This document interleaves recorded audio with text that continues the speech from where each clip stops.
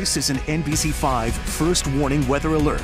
Good morning, I'm Lauren Granada, and your time right now is 10:05. We are continuing to follow damage this morning out of central Vermont. Governor Phil Scott is holding a press conference to give the latest updates on the situation statewide. Let's take a listen. Members alike.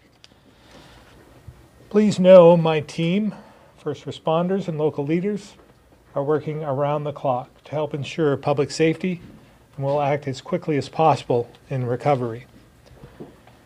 It's important to note our response is ongoing, so we're getting more information and details every minute, and we'll keep the public updated as we do.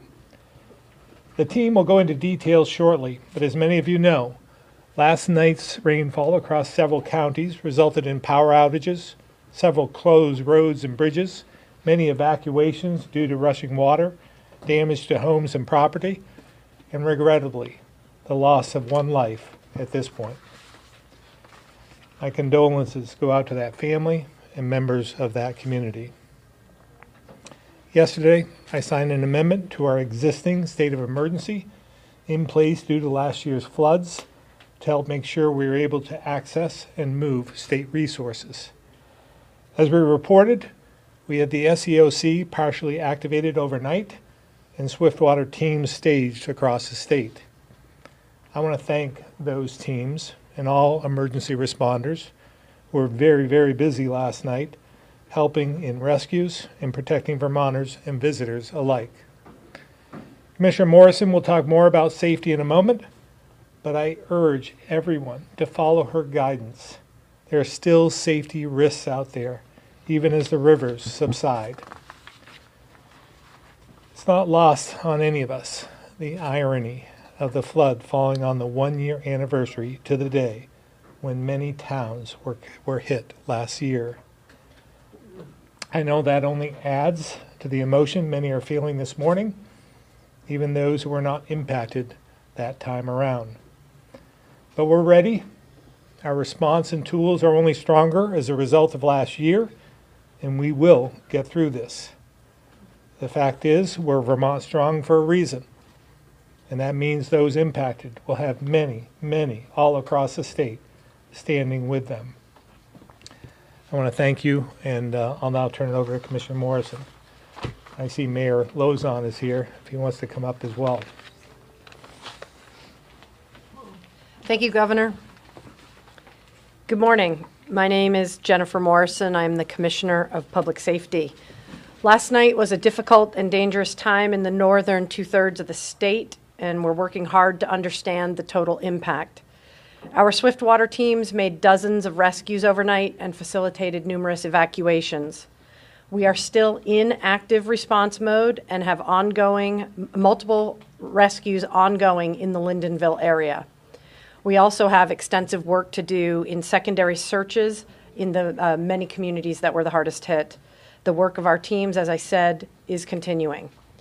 The hardest hit areas overnight, I should say, because I realize there are many, some of the hardest hit areas overnight were Moortown, Plainfield, Lyndonville, Barre, Richmond, Bolton, and Williamstown. We will undoubtedly add more to this list as damage reports are still coming in. The primary hazard overnight was flash flooding, and that has mostly resolved. Subsequently, there was some main stem river flooding. Generally speaking, rivers have crested and river flooding should wind down throughout the day. This is not true of the following locations. The Winooski River downstream from Waterbury through to Lake Champlain. This portion of the Winooski River will likely not crest until this evening, and it should fall below flood stage sometime on Friday. Likewise, the Passumpsic River in Caledonia County has not crested. We expect it to crest this afternoon and fall below flood stage this evening. And the Lamoille River near Johnson and Jeffersonville. The river is close to cresting near Johnson, and that will push high levels of water toward Jeffersonville shortly after. We are watching this area as we speak. Regardless of river levels, our waterways are not safe right now. Currents are fast, and there is a tremendous amount of flood debris in the water. Folks really need to stay off of our rivers for the time being. The weather is going to get hot and humid in the next few days, and it may be tempting to cool off in a river or a stream, but please don't. Also, be mindful of heat-related illnesses. As you clean up or help your neighbors, stay hydrated and take frequent breaks. As the governor mentioned, as of this morning at 9 a.m., we have received one report of a weather-related fatality. This has not been officially confirmed, but it is believed to be a male from Peacham. As of 9 a.m., there are below 2,500 power outages, thanks to the hard work and dedication of our public utility partners. We expect that number to drop throughout the day. We need to remain vigilant in the days to come, as many disaster-related deaths occur after the acute phase and during cleanup and recovery. Keep your guard up and do not take chances. Those returning to their flooded homes should take precautions when entering. Do not turn on your circuit breaker or use any power source until you've had your system checked by a licensed electrician. For those with damaged property, and this includes everything, structures, vehicles, driveways, culverts, and more, please report your damages to 211, as we are collecting data for a possible federal disaster declaration. We need your information in order to paint an accurate picture of the extent of damage across the state. Homeowners should also contact their insurance company. I want to reemphasize the importance of reporting your damage to 211 by dialing 211 or preferably by visiting Vermont, spelled out, VERMONT, 211.org.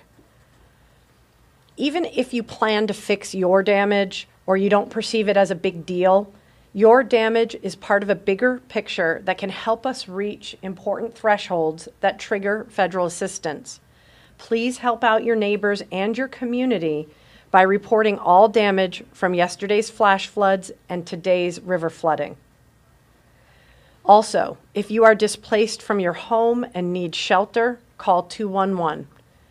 Currently, the Barry Auditorium shelter is open, and we can scale up more shelters if there is a need for them. I'll be taking questions later, but for now, I will turn things over to Secretary Flynn. Thank you, Commissioner Morrison. Good morning. From the Agency of Transportation perspective, we currently have 54 state roads closed. I want to emphasize that is not capturing all of local town roads at this time. We also have 6 bridges that are, I'm going to use the word impinged. We believe 3 are destroyed or severely impacted, and we're still assessing the other 3. There will be more information today. I'll go through the list of where all these are located. We have rail damage, significant rail damage in the Middlesex area on the New England Central line, which is the Vermonter route, the Amtrak Vermonter route. We also have rail damage in Barry, Barnett, Passumpsic, Orleans, and Coventry. At this point, the rail trail, the LVRT, began to be inspected at 5:30 a.m., and I have not received any reports thus far of damage yet. Aviation is reporting no issues either. As far as public transit, all routes are open except for stops located in inaccessible areas. Green Mountain Transit canceled service until noon today. The US 2 commuter is canceled in Montpelier region until at least noon today. The remaining operators across the state are open as scheduled. The bridges that I mentioned are on Route 5 in Barnett, Route 114 in Norton, Route 105 in Charleston, Route 100B in Moortown, Route 116 in Heinsberg, and Route 17 in Starksboro. The road closures are as follows, and again, this is a quickly moving list. US 5 in Lyndonville, Vermont 102 in Guildhall, Vermont 5 in Barton, Vermont 232 in Groton, Vermont 102 in Maidstone, US 5 in St. Johnsbury, a second location on US 5 in St. Johnsbury, Vermont 17 in Bristol, Vermont 117 in Jericho, a second location on Vermont 17 in Fayston, Vermont 110 in Barry, from 302 to Old 302 up by the roundabout, Vermont 12 in Montpelier, US 5 in Lyndonville, Vermont 122 in Linden, US 302 in Eastbury, Vermont 128 in Essex, Vermont 17 in West Addison, Vermont 116 in Heinsberg, Vermont 14 in Woodbury, Vermont 58 in Brownington, Vermont 302 in East Barry, US 2 in Plainfield, Vermont 114 in Lyndonville, Vermont 232 in Marshfield, Groton at the intersection of Route 2, Vermont 14 and Vermont 15 in Hardwick by the bridge by Lamoille Valley Ford, Vermont 122 in Sheffield, Vermont 114 in Norton, US 2 in Middlesex, Vermont 114 in Newark, Vermont 141 in Canaan, US 2 in Plainfield, US 2 in Marshfield, Vermont 5 in Linden, Vermont 102 in Bloomfield, Vermont 12 from Elmore to Wrightsville, US 2 and 100 in Waterbury, Vermont 15, Morrisville to Wolcott, 108 in Stowe by the Top Notch, 100 in South Duxbury, US 302 in Topsham, Vermont 100 in Duxbury, Vermont 100B in Moortown, a second location of 100B in Moortown, Vermont 118 in St. Johnsbury, US 2 in Richmond by the Richmond Mobile, US 5 in Barnet, US 2 in St. Johnsbury, Vermont 16 in East Hardwick, US 5 in Passumpsic Village, Vermont 14 in Hardwick, Vermont 100B in another location, so third location in Moortown, Vermont 14 here near the Hope Cemetery in Berry City, Vermont 62, Vermont 14 in Williamstown, and that concludes the list of state roads. Again, I want to emphasize we are not tone deaf to what's happened on local roads, but we don't have that information at this moment. Thank you. What was the total number of that, Joe, again? 54. 54. Correct, in 6 bridges. Thank you. And at this time, I'll turn it over to the Swiftwater team leader, Mike Cannon. Thank you. Thank you, Secretary Flynn. I'm just going to briefly go over, give you a quick synopsis of what Commissioner Morrison had given you. Our Swiftwater teams activated early yesterday morning. 13 teams made up of Vermont Swiftwater teams, 1 team from Connecticut, and earlier today, we were joined by another team from New Hampshire. All 13 of those teams worked overnight last night from the evening, and they're still working today. We do have a couple other relief crews that have been brought in this morning. None of those teams have had any sleep since yesterday morning, and like I said, they continue to work as we speak. Our rescues are 118. Those were all boat-based Swiftwater rescues, 15 pets, and tragically, as the governor reported, 1 fatality. Going forward, we've requested some additional outside resources to assist us. The Vermont Army National Guard is assisting us with gathering a couple helicopter assets for some secondary searches in some of the areas that were hard hit that Commissioner Morrison described. And our search and rescue efforts are continuing, as she indicated, in the Lyndonville area where the Passumpsic River is yet to crest. And I can answer questions later, but I'll turn it over to Commissioner Hawes right now. Thank you.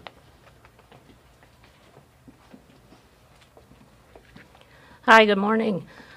Commissioner Emily Haas for the Department of Mental Health. Thank you everyone for joining us here today. And thank you first and foremost to Vermont's first responders and local officials for your immediate and swift response to protect the safety and well-being of fellow Vermonters.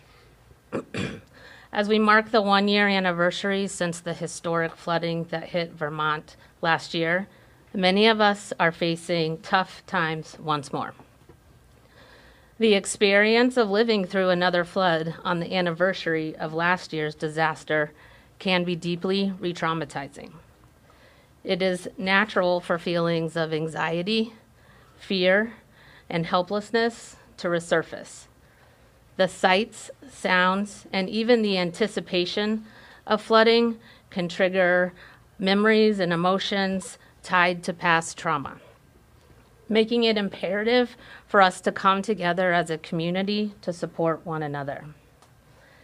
In times of disaster, the strength and resilience of our community becomes evident. We encourage everyone to check in with your neighbors, friends, and family. Simple acts of kindness and connection can make a significant difference. A few things to keep in mind. Stay informed, but limit exposure. While it's important to stay informed, constant exposure to news coverage can increase stress. Take breaks from media to protect your mental health. When you do tune in, rely on trusted official sources for accurate information. Stay in touch with family and friends. Keep in regular contact with loved ones and neighbors to share information and check on each other's safety. Acknowledge your feelings. It's okay to feel upset, anxious, or overwhelmed, or all of those at the same time. Recognizing and accepting your emotions is the first step towards healing. And also pay attention to your physical needs. Try to maintain a routine if possible. Prioritize your self-care by resting, moving your body, and staying hydrated. Engage in calming practices like deep breathing and creative activities throughout all stages of disaster response, not just during the initial crisis. I'd like to remind folks of a few resources that we do have available. We continue to offer Starting Over Strong Vermont, which helps individuals and community recover from natural and human-caused disasters through community outreach and access to mental health services. You can access that by calling Vermont 211 to be connected to the outreach workers and resources in your particular area. We continue to operate the 988 National Suicide and Crisis Lifeline. Call or text 988 for immediate support from trained crisis counselors who can offer emotional support and connect you with local resources. Anyone can call 988 who needs support. Additionally, we offer a mobile crisis service for individuals. Our mobile crisis teams are on standby to provide in-person support and crisis intervention, and they can be reached through dialing 988. Additionally, as Commissioner Morrison mentioned earlier, the United Ways Vermont 211 network is a place where you can not only report your damage, but also connect with resources statewide. There are local organizations, businesses, and government entities to provide resources, which include mental health care, and other community services. In addition to those, we have the Federal Disaster Hotline, and that is also free, and that can be reached at 1-800-985-5990. I'll now turn it over to Commissioner Jason Batchelder.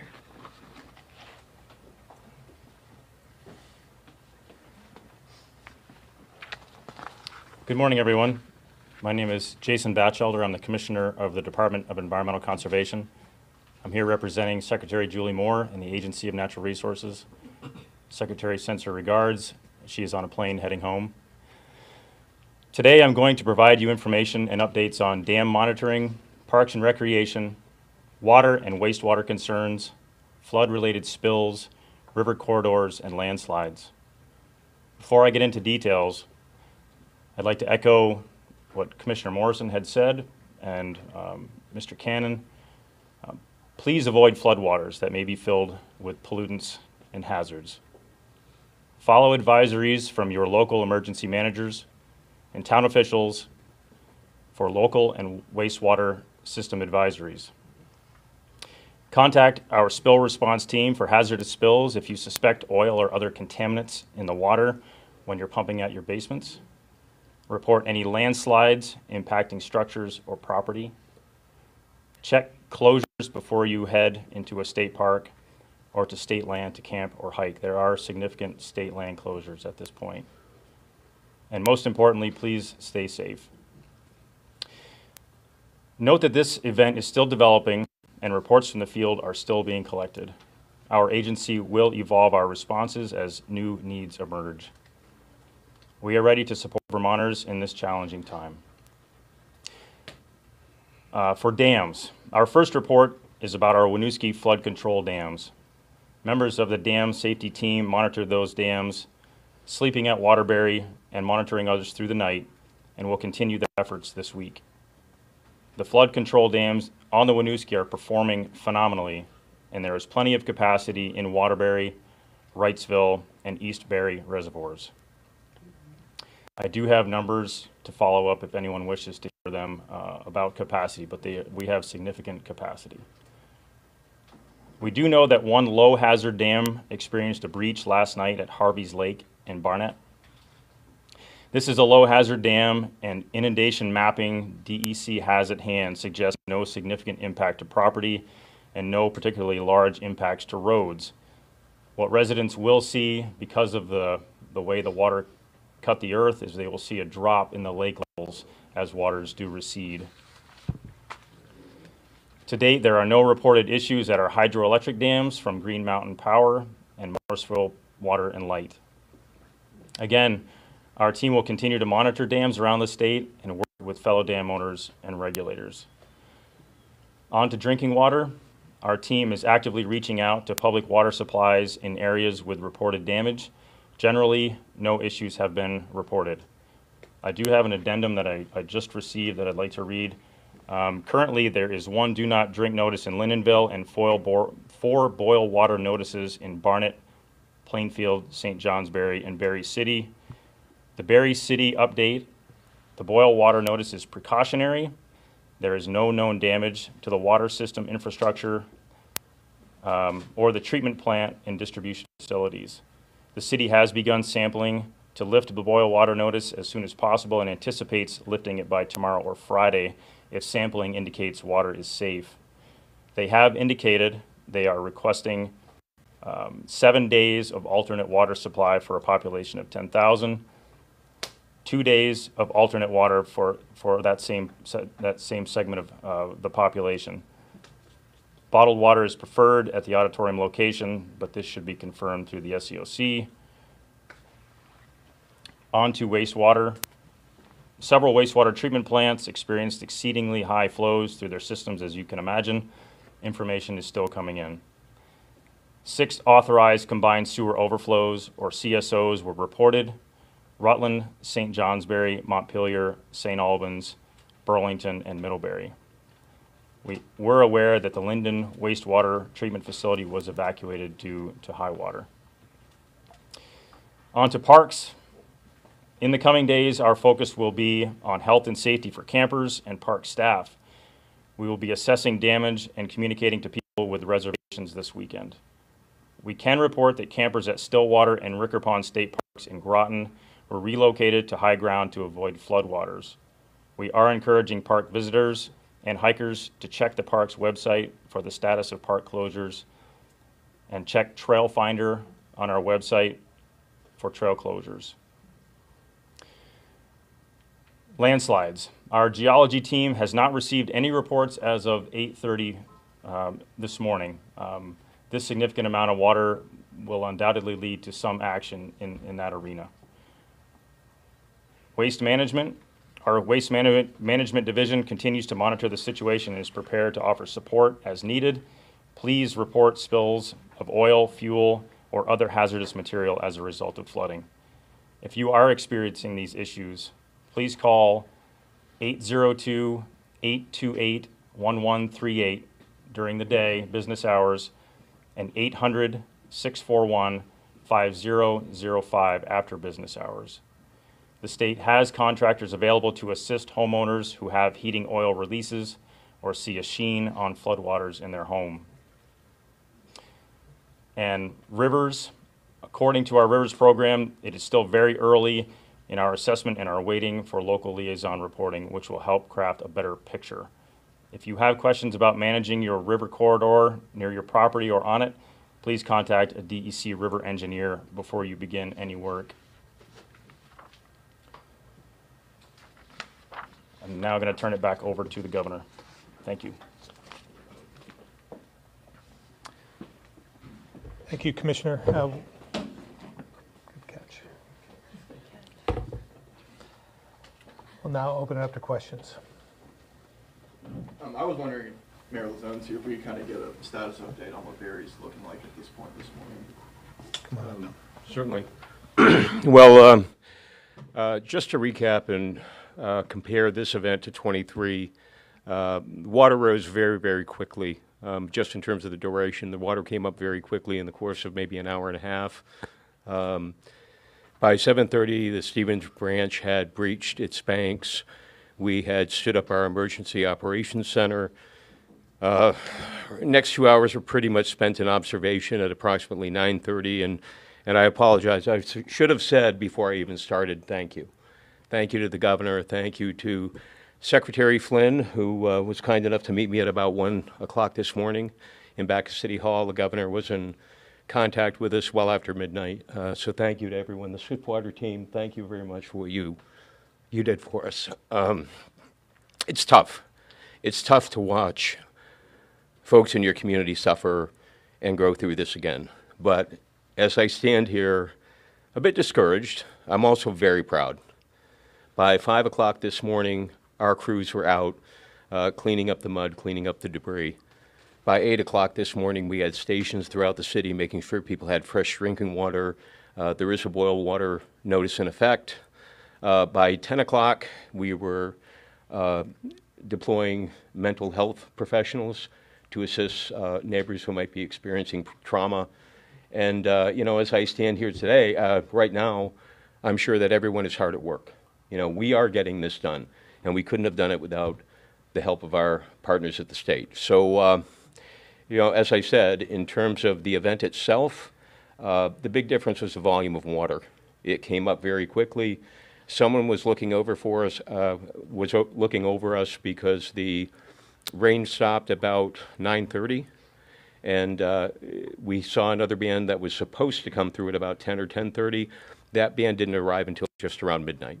So that, you know, that 2-hour break in the storm allowed the river to recede approximately 3 feet, allowed us to regroup, catch our breath. But like I said, we've got a lot of work to do. And as I talk about Barry, I just want to say I'm not unmindful of what other communities are experiencing, and my heart goes out to them as well. I know we have a few more resources in Barry, and I know for some of the smaller communities in central Vermont, this is especially hard. So, you know, as soon as we're able, as soon as we have our situation where we need to have it be, we'll be making sure that we're reaching out to our neighbors. And, you know, I just know we're all going to take care of each other.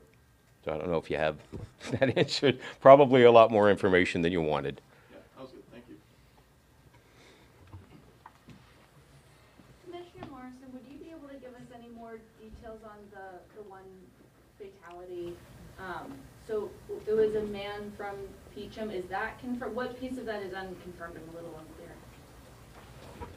So we can't confirm that it's weather-related until the autopsy reveals the cause of death, and that has not happened yet. So I can't tell you that it's weather-related. We suspect it is weather-related, and I can't give you the name and the age until that process plays out and we confirm that all next of kin have been notified. So, but it's definitely a man from Peachum. I am told it is a man from Peachum. I have been told things that were not accurate in the past, but I do believe that to be true. And did it happen in Peachum? I believe that is also true. Can you tell us why you think it might be weather related? Is it someone in their yard, someone in their basement, someone on the It appears to have been someone in a type of vehicle that got swept away in water. Can you say the type of vehicle? Not just yet. I don't have the details. Boat or wheeled or anything like that? Wheeled, not a Wheeled boat. vehicle. Thank you. Governor, in terms of infrastructure loss, how does this compare to last year's floods and Hurricane Irene? Yeah, well, we're still assessing and receiving the details. Just anecdotally, it doesn't appear to have the magnitude from a financial standpoint as a year ago, but that doesn't mean that it didn't impact homeowners and folks who lost their, infrastructure, their driveways and so forth that are suffering today. So we'll continue to assess. We'll be in contact with FEMA directly. I did have a conversation with FEMA, with the director of FEMA yesterday in anticipation of the storm. So they're ready, willing, and able to help whenever we give them a call. Sticking with FEMA, I was on a tour with them on Tuesday in Stowe in Lamoille County. Does that help at all that they're already in the state, or are they just kind of in their own respective place in Lamoille looking at the events from late June? Yeah, I wondered the same thing, whether they're going to be able to associate what event went with what with the damage. Stowe got hit as well, very hard last night. So along with the damage they received the last month, they received more. So again, we're going to hear many communities. I saw some pictures from Facein this morning there's a lot of damage there as well. So we're going to hear some of these smaller communities that had a great deal of damage due to this event. Governor, or someone on your team, can you speak to whether you feel as though the forecasts in this event were accurate and that what played out was reasonably well predicted, or was this worse than what some of the forecasts were calling for? It was a little bit difficult. We had briefings all day yesterday to try and anticipate, and listening to some of your forecasts as well in some of the media. The modeling was difficult. Didn't know exactly what path it was going to take, but generally we thought it was going to hit right through the central part of the state from west to east, and that's pretty much what happened. Moved up a little bit at one point during the day, but the rainfall numbers exceeded in some areas and were less in others. So all in all, I think they did a pretty good job in giving us the information. That's why we prepared. That's why we called them. That's why we had an amendment to the existing state of emergency so that we could access more resources. The Connecticut team calling them up yesterday and having them assist us was in anticipation of just exactly what we received. I think last year this time you held a press conference like maybe 2 or maybe 3 days before the actual event hit us, which I think was credited with doing a great deal to help people be extremely aware of what was coming and brace for it. This time, did what you saw yesterday not merit sort of a all hands on deck kind of? Well, I think, or did you do yeah, that? we did do that. Okay. We put out a number of releases along the way. In fact, when we had our event, press event in Cabot, we talked about this and wanted to prepare people. So it was anticipated, and we tried to warn people. And I want to give credit to the media. I saw a lot of information flowing from all of you to your listeners and viewers that was helpful, and I think that prepared them as well. Last follow-up is I just spoke to a couple in Waterbury, and they were looking at the NOAA site that tracks river cresting, anticipated times and heights, and they said that they noticed last night they were being told that the river, and the Winooski River was going to be cresting at sort of 418 or so, and that it actually, when all is said and done this morning, it was more like 425, just like a foot off of the record last year. So I think when it comes to river levels, I know it's hard to anticipate, but some of the models were not on target, and that they were very frustrated by that. You know, again, I reflected on that yesterday because it really depended on where we received all the rain, you know, and that's where the modeling comes in, and it's not, you know, it's not an exact science. So they did the best they could.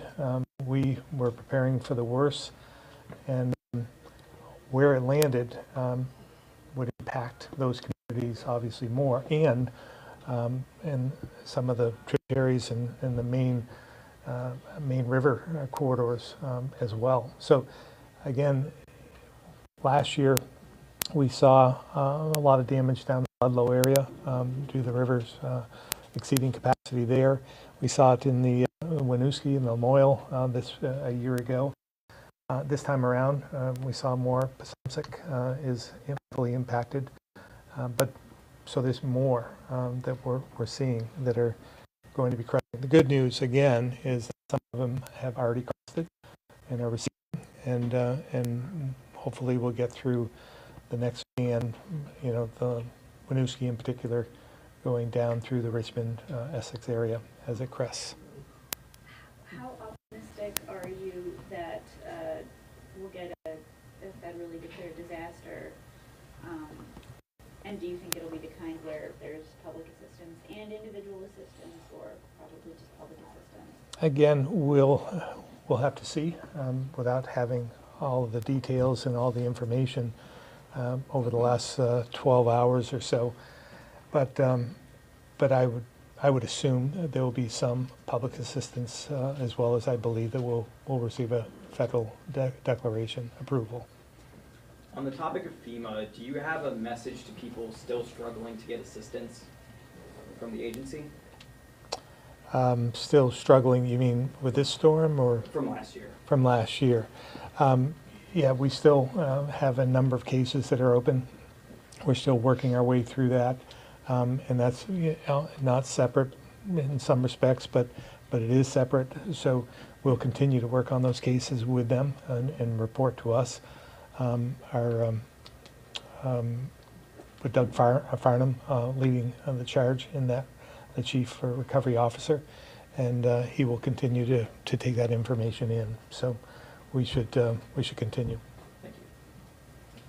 Mike, I didn't quite catch when you said 15 pets. Was that 15 pets evacuated or who died? Evacuated. That was 15 household pets that were removed, an assortment of cats and dogs. Wait, I'm sorry. I'm sorry. Yeah, it was an assortment of cat and dogs, you know, private ownership. But did they die? No, they're alive. We rescued them. Or Okay, well, okay. they were transported with the owners. And that was 118, so people? 118 boat-based rescues, so they were moved from either cars or their homes or fields or wherever they were. Wherever they were stranded. But that might be more people? Is it 118 rescues? Well, 118 that we've been able to classify with the 13 Swiftwater teams that were out there. We know there are more rescues made by Berry City Fire Department before we got there. Some of these other communities that we didn't have a Swiftwater rescue team there immediately. So there are more rescues. We know that. I think what she's getting at though is, could there have been one rescue and 3 people in that rescue? No, those are actual victim numbers or patient numbers that we removed. Sorry. Busy guy. I have a question for Commissioner Morrison. Sure. Can you discuss a little bit about the 211 system, which last year had Sure. a little stress? Sure. This year, how did it perform, and what changes did you make with your contract to allow it to perform better? So the contract aside, there's a lot of moving parts here. They have funding for 24/7 now, and they have added resources. We have been in touch with them for days before this event, and they were beefing up staffing. So I don't know how it has performed in the last 2 hours since, you know, people woke up, or 3 hours since they woke up in daylight and they started to realize they had damage. So I don't have an answer for you. I've had no feedback, positive or negative, about how it's performed, and we can report back on that tomorrow. But we have certainly added resources. We've been working very closely with them in the last few days in anticipation of this event, and there are other changes that we're making in the new contract, which will allow us, the state, to access certain types of information much more quickly than we were able to last time around. So as the governor alluded to, we learned a lot last year, and there are a lot of things that are moving more quickly. And this is an example of where we hope to yield notable improvement, and we'll get back to you next time we brief. Just to be clear, though, so the contract with 211 is the same as it was this time last year? You don't have a new contract with changes? We do, but I don't know as though it's been signed, like it's being finalized. So when I say, do we have a new contract, I can't tell you if it's been signed, but it's in the process of being finalized, and it has changes to it in terms of staffing and access to data and performance metrics. So That are in play now, or that will be in play once the contract is signed? I think we're splitting hairs because we have made the expectations really clear in partnership with 211 about the performance metrics. So if you want to know the details about a written signed contract, I'd be happy to have somebody in the administrative office chase that down. But for performance issues, we're all really clear about the improvements that needed to happen over last year, and they have been very willing partners who want to step up and serve our community in the ways that people need to be served. So we're very optimistic. If we have to change that narrative in the next briefing, we will tell it like it is. Okay. Thank you, though, for the question. There was a number of towns that had sewage overflow. I didn't catch all the towns. I was hoping you could maybe, I think you talked about it. Jason.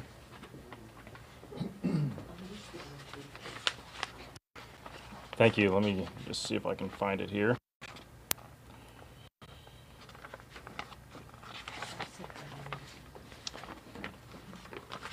Let's see here.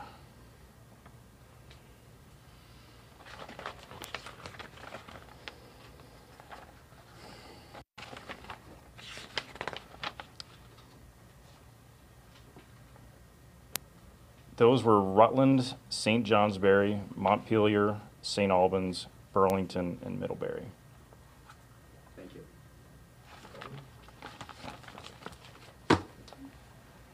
Governor, Commissioner Morrison, has there been any damage reported at any medical facilities? Not that I'm aware of. No. Okay.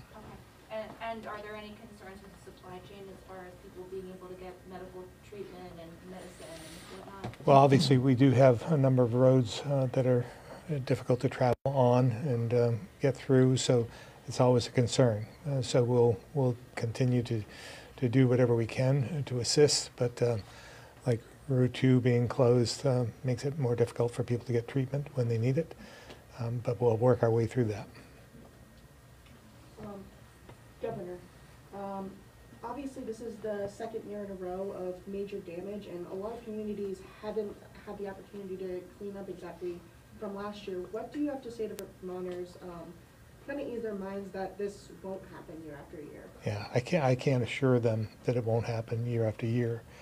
What we need to do, obviously, is build back better, and that means a lot of different things, but that's what our mission is, and make sure that we're building in places that are impacted. But we'll get through this, and we'll get it cleaned up as we did last time around, and it's an ongoing effort. As I mentioned, I think it was on Tuesday during the press briefing, we just finished the last project with Irene. That was 12 years later. That was about a year ago. So it takes a long time to recover. It takes a long time to clean up. A lot longer than it took to do the initial damage, that's for sure. But we'll stay vigilant, and we'll get it done. I have a question for the governor and one for Commissioner Flynn. Governor, do you know what the status is of the effort to get the federal government to analyze the hydrology of the Winooski Basin so that we can kind of manage the damage better or get some? We're working together on that as we speak. Do you have any information on that, Jason? Julie had talked about that, I think, on Tuesday, but... Sure, I have a little bit, Governor. Okay. Very high level, the colonel with the Army Corps of Engineers actually arrives, I believe it's July 30th, for a tour. June 10th? June. In June. Oh, we did have one visit. We have one coming up as well. I was briefed on this one yesterday. But yes, I have to speak very high on this, and I can certainly find out more for you on this topic. So we don't know if they're funding the study that we asked them to fund. It's a year later, and I just want to know if they're going to fund it or not. I don't know the answer to that. Okay, we can follow up later. Okay. And then Commissioner Flynn, how did the garage do that you're moving out of? You're still using it, and I think you still have dozens and dozens of vehicles there, right? How'd it go? Yeah, well, I think you'll see most of the vehicles are here. Dave Thurber, our fleet manager, and his team down there started moving vehicles on Tuesday, I think it was. I stood in the same place last night that I stood a year ago, and I took video. And the pond brook that comes down from like the hospital in Berlin was raging, but not quite as much as last year.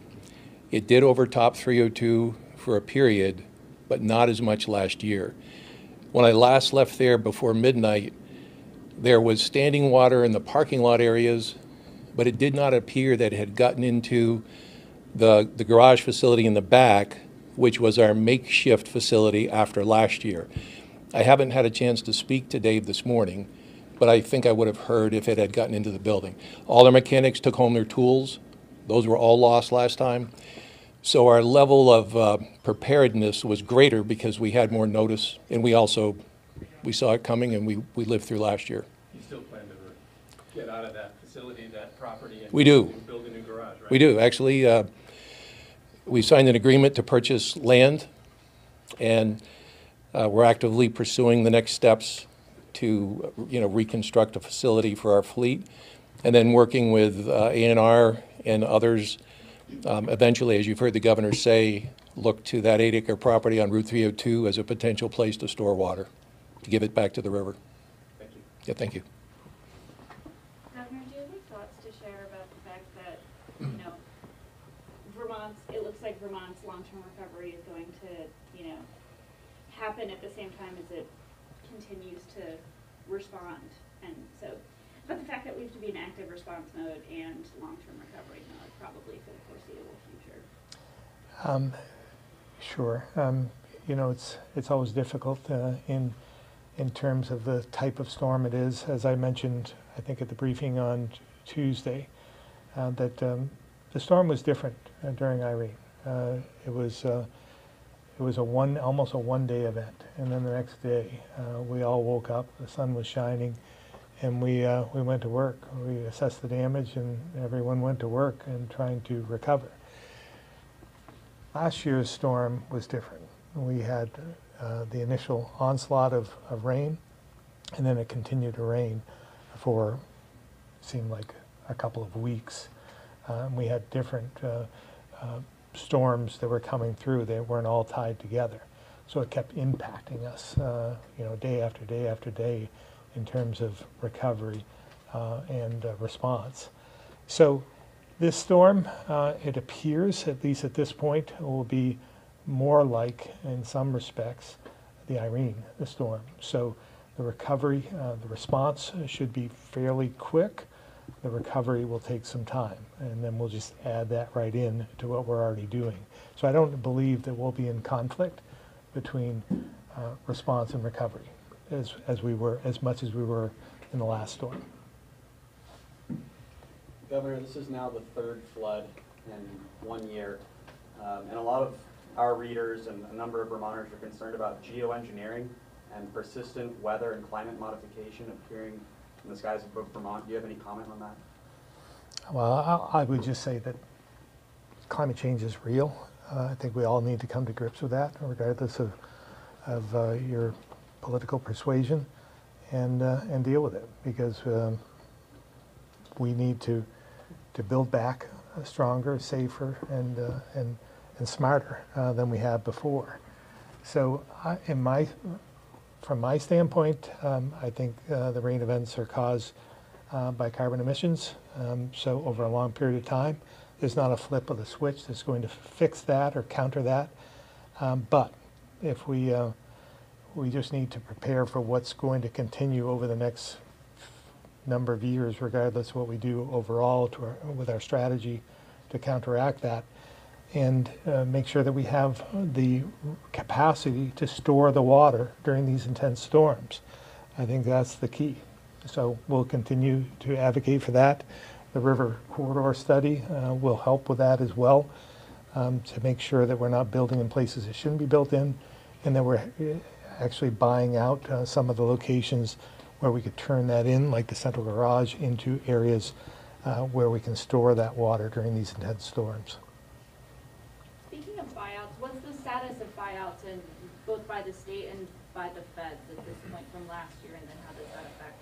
Yeah, it's continuing and it's complicated. And some, you know, the municipalities have a role to play in this, and I'm sure the mayor knows this better than all of us. But while we want to protect people, obviously, once there's a buyout, you can't build there again, and you lose the grand list value. And then you have to figure out where people are going to live. So it's a little more complicated than just saying we need to buy all these places out and then do something different. We had a housing crisis before this happened, and this exacerbated the situation. So again, whoever's in power or in charge and legislative leaders in the next session, we need to treat the housing crisis as the crisis it is. And that means doing some things that may not be comfortable, but we need to it's like all hands on deck. We need to figure out a way to build more housing at less costs and faster than we've been doing it. And we just failed to meet the moment in the last session. Okay, we'll move to the phones now. Keith Whitcomb, Rutland Herald. Okay. Tom Davis, Compass Vermont.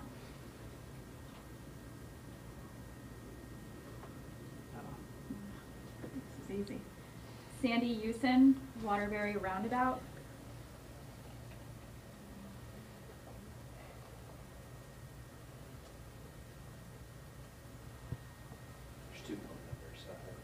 Okay. Kevin Cullen, Boston Globe.